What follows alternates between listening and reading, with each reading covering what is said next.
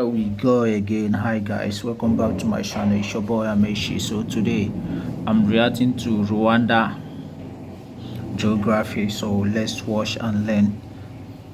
Let's watch and learn. Yes. Hey, Singapore. Yeah? Hey, come here, come here. All right. Meet Rwanda. Come on in. Shake hands. This guy's trying to be the African version of you.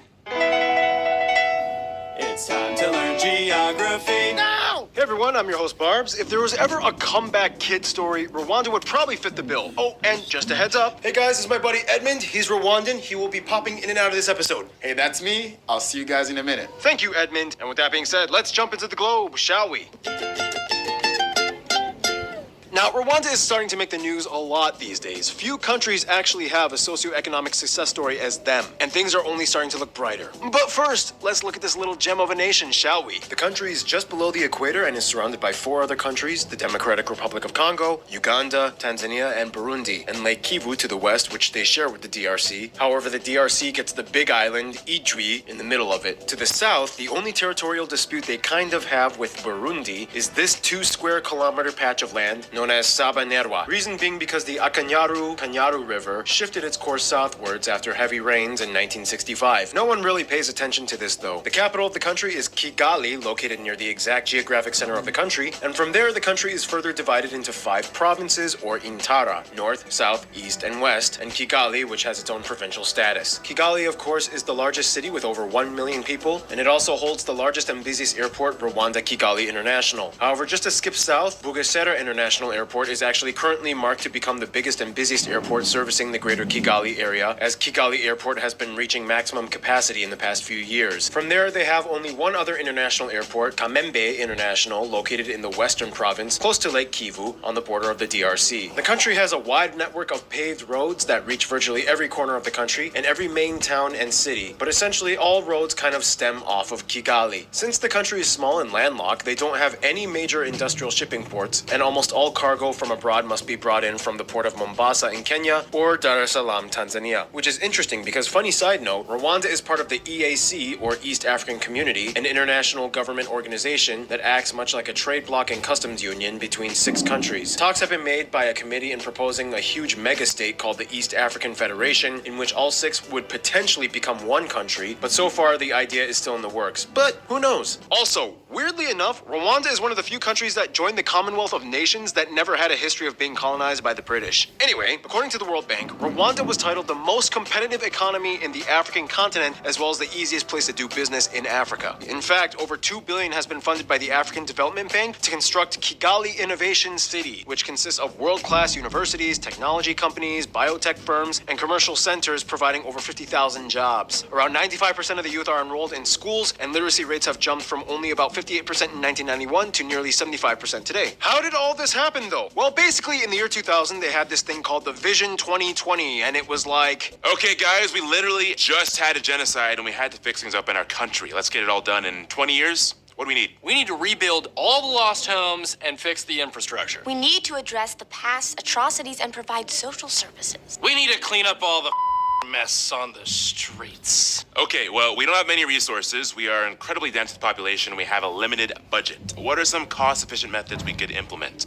Divert about 22% of budget funds into the education sector and construct government-subsidized neighborhoods for families that lost homes. Let's do the local communal justice system to put the 2 million cases on trial. Let's do Umugando in Kigali, where everybody has to volunteer to clean up everything. Oh, yeah. Also, let's make the first and third Sunday of the month a car-free day. Oh, great idea. What if on that day you could get free checkups from doctors? And hold free open concerts in public. And after that, let's ban plastic bags. Like, visitors will get their luggage checked at the airport. yeah, those are all real things. To this day, Kigali is labeled the cleanest city in Africa. They're making a statement, and it might really make you want to see it.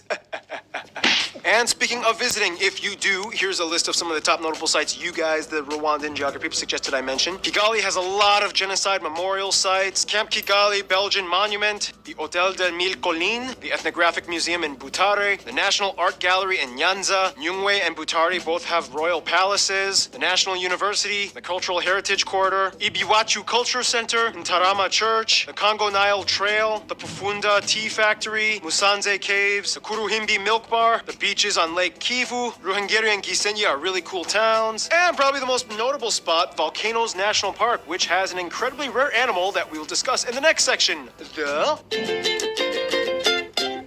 Rwanda is often called the land of 1,000 hills. It's small, only about the size of Haiti or Albania, yet there's a lot going on based off of its interesting geographic location. Although small, Rwanda sits on a very important geological zone known as the East African Rift. We've talked about this guy many times. Basically, the crack starts in the Red Sea, splitting all the way down into the Great Lakes, which were subsequently formed by this rift system. Rwanda sits on the Albertine Rift, the western crack section of the East African Rift, right next to Lake Kivu, one of the smaller lakes, but the largest of the country, which by the way, has methane extraction rigs. As the country sits on a fault line, this makes part of the country partially geothermal, as the surrounding areas have multiple volcanoes, some dormant, some active. The largest lake entirely within Rwanda, though, would be Lake Ihema on the east side of the country in the Akagera National Park. There are two other national parks, the Nyungwe Forest National Park in the west, and the famous Volcanoes National Park in the north. Nearby the Volcanoes National Park, you can find the tallest peak of the country, Mount Karisimbi, a dormant volcano, which is part of the larger Virunga mountain chain that covers much of the west side of the country. This is home to the famous 8 volcanoes of the Virunga Mountains, and Rwanda has 5 of them. If you zoom out a little further, you can see that Rwanda is split between 2 main watershed basins, the Nile Basin, where about 80% of the water drains, and the Congo Basin, where about 20% drains. The longest river of the country is the Kagera, which makes the border with Tanzania. However, the longest river entirely within Rwanda is the Nyabarongo, which hooks into the Mogo River, and many say these waters could be some of the most distant sources of the greater Nile River that flows into Egypt. Yeah, the country is small, but it has a lot of natural features and landscapes to work with. I mean, coffee is a huge industry out here. And speaking of coffee, it's time for my triple shot espresso break, which means Noah comes in for this segment. Hey! Player defeated.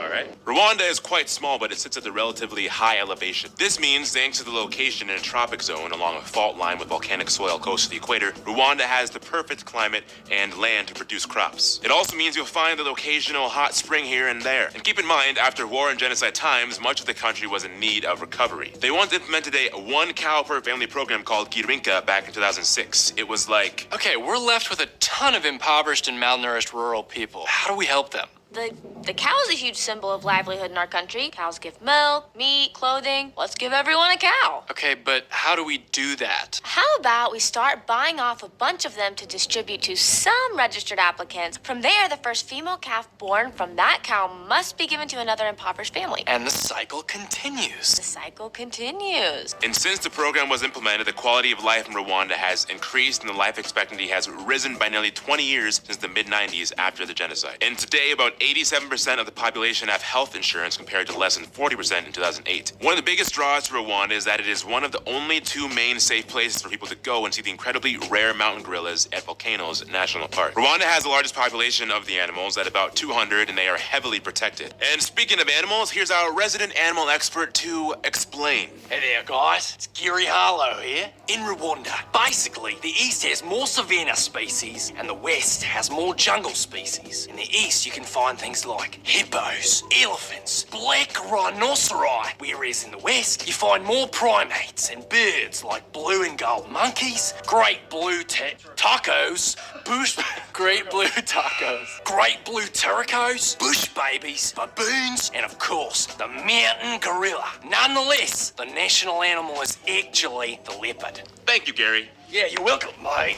And that just about does it, so now we finish off the segment like we always do. Food! Like many other East African countries, a staple found in many dishes is ugali or ubugali, a ball made of mashed maize. Most people only eat meat a few times a month, and most meals are high in vegetables, carbs, and in some groups, milk. Some notable dishes include amateke, ibihaza, inkinyiga, imizuzu, isumbe. In the areas by Lake Kivu, you might find some good Nile tilapia. And disputedly, the national, if not a very common dish, ibitoki. Also, Rwagwa banana wine is a popular drink, but out of all drinks, milk is probably the favorite. Cows are once again very important to Rwandans. They even rent them out for wedding ceremonies. But that's a cultural fact, which means we now move on to... Thank you, Noah. Hi-ho, tungsten. Now, at this point, we've talked a lot about Rwanda's prosperity and social progress. However, this is where things get a little heavy. Rwanda has a pretty intense story that everything came out of. But first, the demographics graph. The country has about 11.5 million people and is the second most densely populated country in Africa after Mauritius and ranks in the top 3 least corrupt countries in Africa. Now, nearly the entire country of Rwanda falls under the broader people group known as the Banyarwanda, part of the Bantu ethno-linguistic family. Most people in the country will just say that they are Rwandan and don't really prefer to establish the specific people group that they come from, but estimates state that somewhere around 83% of the country is from the larger Hutu tribe and about 15% are from the smaller Tutsi tribe. From there, the smallest 1% are from the Twa. The remaining 1% are all other groups, mostly other Africans and a few whites and Asians that have moved in. They use the Rwandan franc as their currency, they use the type C and J plug outlets, and they drive on the right side of the road. Now again, just like we explained in Rwanda's twin country Burundi's episode a long time ago, well, that was a long time ago, even though they are seen as the same people and labels are not really preferred, if they must talk about it, most people will mention whether they have a background in the Hutu or Tutsi tribes. Here's Edmund explaining why these two tribes are a big deal in Rwanda. Okay, so the Hutus and Tutsis used to be a class. So the Tutsis were usually the ones with more cows, and then the Hutus were the serving class. Until after the colonization time, when it pretty much became an identity, people were given identity cards where it said whether they were Hutus or Tutsis, and the conflict started from there. We're basically the same people. We speak the same language. Sometimes people say we're kind of physically a little bit different, but it's all pretty much the same. Thank you, Edmund. Yeah, it's kind of crazy. I mean, most ethnographers agree that Tutsi and Hutu groups cannot even be properly called distinct ethnic groups. For what it's worth though, Rwanda has 4 official languages: English, French, Swahili, and the native national language Kinyarwanda, which is weird because Rwanda was never even colonized by the British. So how did English become official? Well, it was kind of like this. Mes amis, on doit partir maintenant. Il y a une révolution et c'est trop dangereux pour nous. Mais you betonen lay. On va rester en Uganda. Actually, Paul, if you really want to be accurate, they'll be speaking Kinyarwanda, not French. Fine, Edmund, let's do this skit all over again. Yamwenchute, reke tuhunge, intambara iratangie. Tuhungere, hey. Reka tuhungire ibuganda. We're back, and we brought some of that Ugandan English with us. Yeah.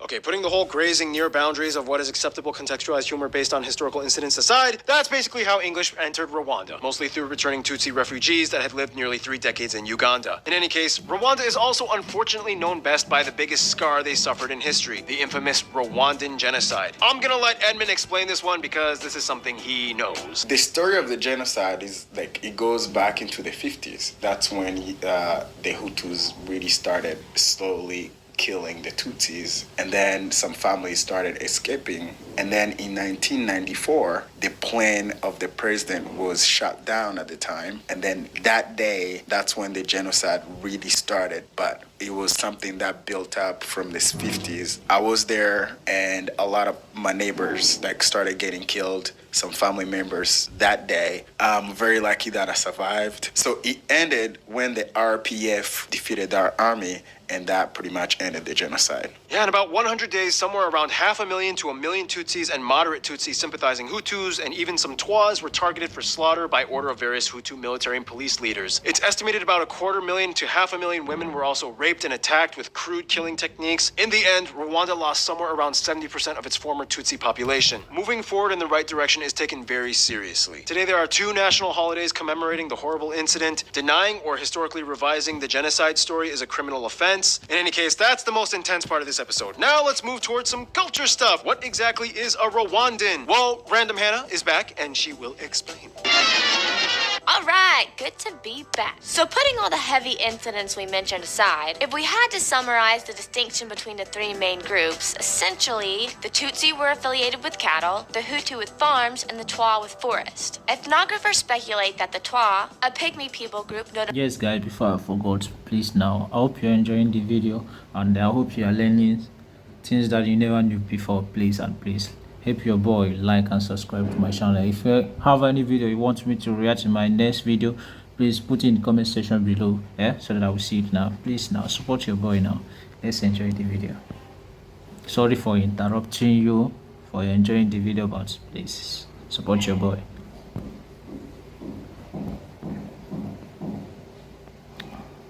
Denying or historically revising the genocide story is a criminal offense. Huge traditional role, and during weddings, everyone still follows the gusaba or dowry tradition of giving away a cow. Sometimes people will just rent a cow for the ceremony and give cash after. Everybody gets a cow. Somebody can send me a cow. That'd be cool. Okay, not really. I wouldn't have anywhere to put it. And it's not uncommon for people to have huge extended families. That's right. I'm actually the youngest of 6. Oh, 7. I'm the 7th. Now, we did mention that Rwanda's education sector has been booming. However, with the limited space, resources, and dense population, this kind of inadvertently caused an influx of overqualified citizens that may or may not easily find jobs within their field of study. One thing that has been filled job-wise, though, would be the national legislature, with about 65% of its seats filled by women. Faith-wise, the country allows freedom of religion, and the divide is nearly equal between Catholics and Protestants. Rwandans are world-renowned for their arts and crafts. Often you'll see grass-woven baskets and bowls like this thing here, known as an agasake, as well as this thing, an imigongo or cow dung art piece. After it dries, it's totally fine and doesn't even smell. And finally, one fun side fact, Rwandans of higher status were historically known for their amasunzu hairstyles. The practice was common all the way up until the start of the 20th century. Another thing you will see often at festivals are the Intore dancers, with their long, blonde, sisal fiber headpieces that whip around while they dance. But that is a topic that has to be covered in the music section, which means the real-life Florida man himself is back.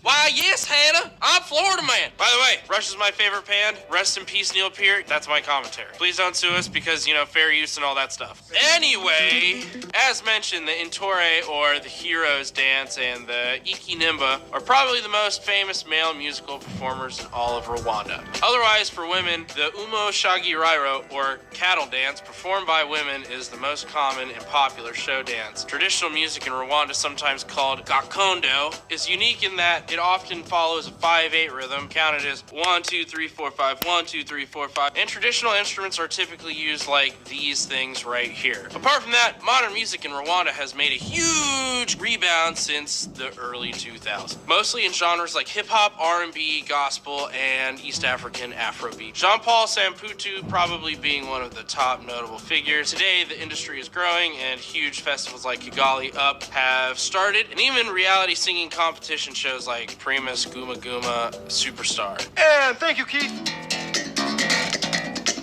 And now it's time to do the incredibly condensed history section of Rwanda. Early Iron Age, hunter-gatherer peoples. Bantu migration, Hutu and Tutsis come in. Small tribal kingdom era. Kingdom of Rwanda ruled by a Tutsi king. This king conquers more land and gives preference to the Tutsi. This British guy is the first European to visit. Germans come in. Belgians come in. They join it with Burundi in what is called Rwanda Urundi. Tribal identity cards are started. Hutu manifesto. Monarchy is abolished. Independence from Belgium. Rwandan civil war. Arusha Accords. Rwandan genocide. RPF fights back, takes over. Paul Kagame voted in. People love him. Country starts to grow and recover. It downsized 12 provinces to 5. They joined the Commonwealth of Nations. Paul Kagame is still president that people love, but it's getting kind of shady because the government just kind of decided to allow unlimited terms, which makes a few people anxious, but so far the guy is still cool. But it's still like, let's keep our eyes on the situation. And here we are today. And with that, here are some notable Rwandans throughout history that you guys, the Rwandan geographies, and Edmund, of course, suggested we mention. Jacqueline Mukosonera, Paul Rusesabagina, Andre Sibomana, Ora Karuhimbi, Nchuti Gatwa, Kwenye, Frank Ntilikina, Tom Close, Noles, Cecile Karibwa, Gail Fai. Strome is half Rwandan. A bunch of athletes, football players, and Olympic athletes like these. Agnes Binagwaho, Miss France 2000 was half Rwandan. This director and actress, and Rose Kabuye. Yeah, lots of notable people have come out of the ashes and helped put Rwanda in the world stage. And speaking of the world stage, that brings us to... Yes guys, that's where we hold it. So see you in my next video. Peace out. Please like and subscribe to my channel. Peace.